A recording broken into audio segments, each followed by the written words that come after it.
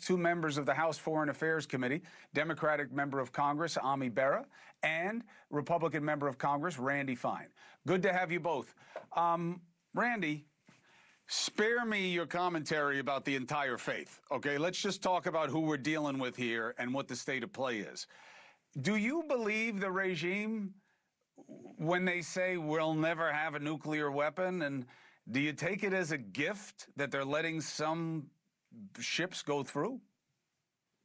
Well, look, I think, thanks for having me. I think the president's focus is making sure they don't have a nuclear weapon and they don't have a delivery device to get that nuclear weapon to us, and then to destroy the ability to create a missile shield. We have massively degraded the Iranian military forces over the last month. And I think if the president believes we've reached a point where we can stop hostility, because no one wants endless wars, if he believes we've reached a point where we have achieved those goals, degraded the military, no nuclear weapon, no long-range missile to hit the United States, if he can bring it in for a landing, I think that's a great outcome. Ami, what do you think? Yeah, Chris, it's good to be back on. I won't go back and relitigate the decision that took us to this war, but the president still hasn't clearly articulated what the construct of victory looks like. If it is to make sure they never get nuclear weapons, that's fine. I think we're all in agreement of that, but they've still got that 60% enriched uranium buried deep beneath the earth. So that's not accomplished. I do think we're left with a mess in the Strait of Hormuz. And, if the Iranians are picking and choosing winners and losers, that's not victory in my mind either. So, there's still a long ways to go here. I do hope dialogue is taking place. I do hope we're bringing in our allies, the Europeans, the Asians. Don't insult them. Bring them as partners here, because this has been a major disruption. Well, the UK is supposedly getting involved now, and, there's some kind of work towards an alliance to shore it up. But, Randy, what's missing from this is what I thought kind of mattered most, because I never bought the existential imminent threat argument here. But the Iranian people are really suffering, and they're not even part of the conversation in this latest round. I mean, if the regime stays in place, they're going to be punished for all this, right? Well, I don't think will be punished. I would say have been punished. I mean, they've been punished for 47 years, and in January, 40,000 of them were killed. But just so we're clear, President Trump laid out 4 objectives to us publicly and privately. He said it was no nuclear weapon, no long-range ballistic missile to hit the United States, no Navy, and no missile shield. The president never said regime change was one of his goals. That's now, that true. may be the goal That's of true. other people that are involved in this.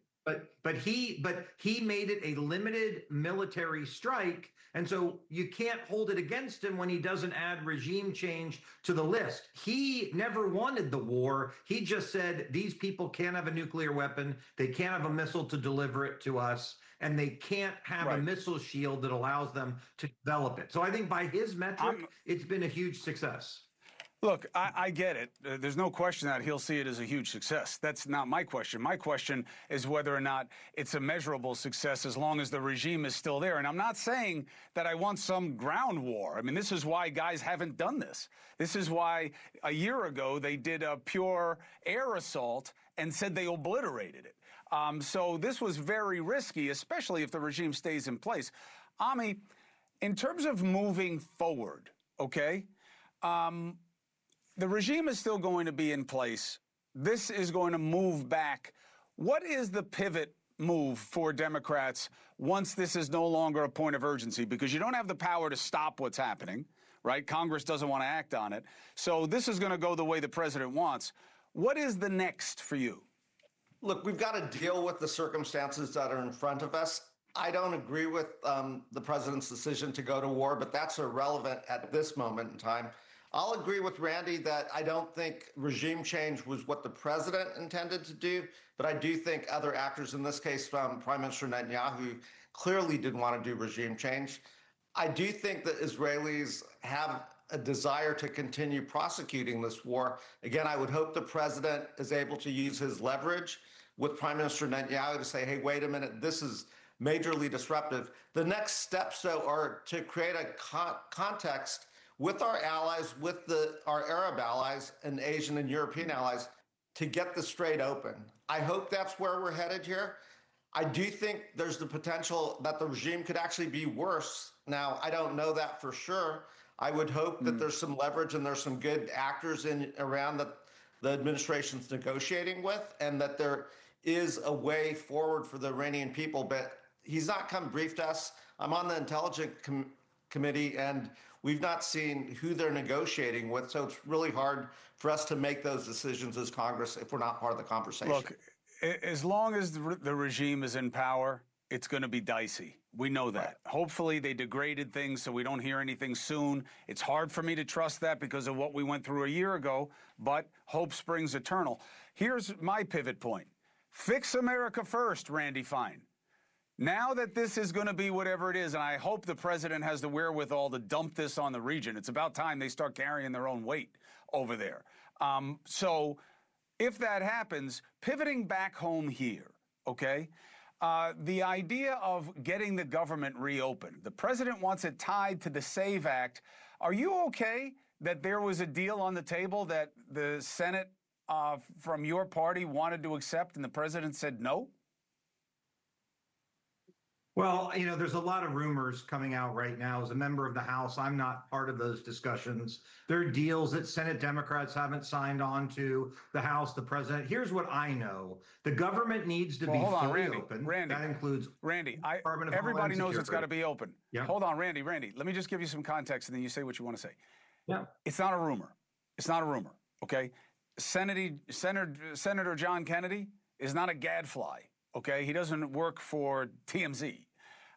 He said there was a deal and that the Senate Republicans were told not to take it by the president. Not a rumor.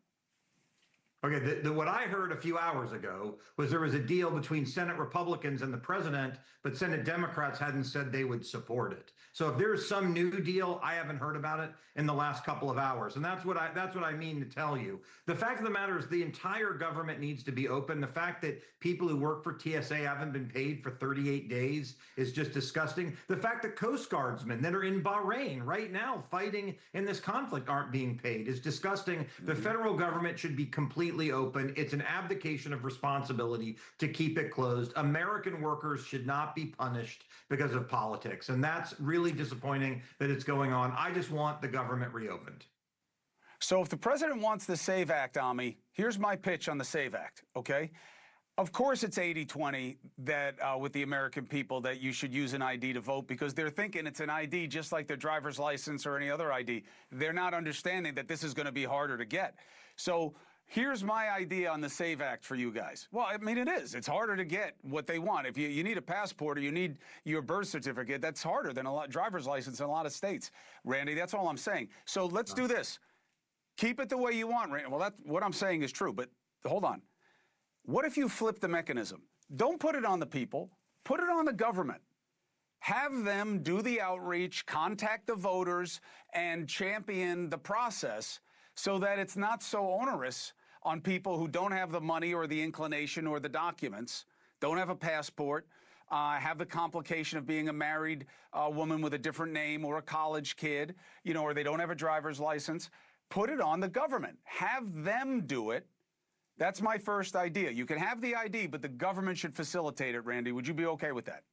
Chris, but that's not what the proposal is. A driver's license would be adequate in order to vote. The things you're talking about with a passport is a one-time thing to prove you're a citizen when you register to vote, much like you have to do when you do a lot of things. But the driver's license that Americans have is all you need. And by the way, we do this today in Florida, the third largest state in the country, and our elections work just fine. In fact, it appears that Democrats may win some elections in Florida tonight, despite the fact that we require photo IDs. So the idea that people object to photo IDs, it's ridiculous. We ought to just do it. 80% of Americans want it. 70% of Democrats want it. There's no reason not to do it. There's no question. But Ami, when you ask them if they want this law, you only have 30% of people who say they want it because of the process attached and trying to hem in early voting and mail-in voting. By the way, Randy Fine, and then Ami, I'm giving it to you. You know who just voted early and voted by mail? President Donald John Trump in Florida. So I don't know how evil a thing it could be. But Ami, what do you think of this deal? So We want American citizens to vote. We should try to get better voter participation. It's not about showing an ID. It's about when you're registering to vote. I would bet less than 50% of Americans have a passport. I would bet there are a lot of Americans, particularly women, who get married, change their maiden name. So it's different than what's on their birth certificate. I do think it puts an onerous burden on a problem that's not actually there. When you look at the data about voter fraud, it's actually a very rare instance. 2020 was the most litigated election that we've ever had, and there were very few incidences of voter fraud. Again, we could get there. We want Americans to vote. I agree with you, Chris. We should make it easier for American citizens to register to vote. We should go to those high schools and before they graduate, let the parties present their platforms and encourage those high school students to vote and verify their citizenship at that point if you want. I also have one other idea that I'm going to get yelled at for giving, but I'm giving it anyway, Randy, and you can take it and you can make it your own. Instead of the early voting and the mail-in voting, because again, I don't know why you want to collapse participation when you don't have a demonstrable fraud issue. What if you replace those provisions with shutdowns are illegal, and if you can't make a deal, you default to the last time that the spending was voted on. And the other rule is 67 votes to change any rules in the Senate so the filibuster is safe. So that, because you know what happens if we lose the filibuster in the Senate, right? You know it becomes a mobocracy, right? And you guys will just wind up swinging back and forth from crazy town to crazy town. What do you think of those two substitutes, Randy? Well, look, I think the first idea is a reasonable one. I think the issue as it relates to elections is this. Mail-in ballots are inherently insecure. Everyone agrees on this. You never know who got it. You never know who filled it out. You never knew who sent it in. And that is a challenge with mail-in balloting. That is the concern. But when it comes to voter ID and proving citizenship to register, those are things that are overwhelmingly supported by everybody. And we ought to get it done. And I don't see Democrats should simply say, fine, we're not going to give you mail-in balloting, but we will give you photo ID. Do that. Let's move in the right direction and see if we can get it done. As long as the process is done with the onus on the government, because you can't put it on people because you're going to disenfranchise people. Would you be fine Look, if if you show your driver's license, you're good?